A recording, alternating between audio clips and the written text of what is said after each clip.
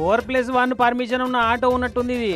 ఇక చూడు కోళ్ళగూట్ల కోళ్ళను కూర్చున్నట్టు ఎంతమందిని కూర్చోబెట్టిండో ఆటో వాళ్ళ.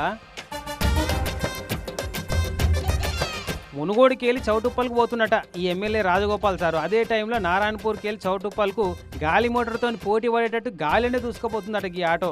చూస్తే ఆటో నిండా సందు లేకుండా మనుషులే.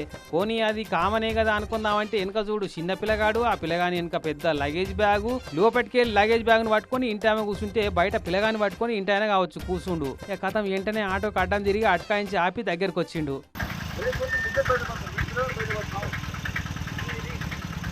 సడన్ బ్రేక్ కొట్టినా స్పీడ్ బ్రేకర్ కాడ జంప్ అయినా ఏంది పరిస్థితి, నీకేమన్నా దిమాకు ఉందా పిచ్చోన్ వా అని ఆటో వాళ్ళకు క్లాస్ వీకిండు. చాలా దింపు ఇట్లా కూసబెట్టద్దు, ఇంకోసారి ఇట్లా ఎవరైనా కానీ వస్తే బాగుండదని సీరియస్ వార్నింగ్ ఇచ్చిపోయిండు ఆడికెళ్ళి.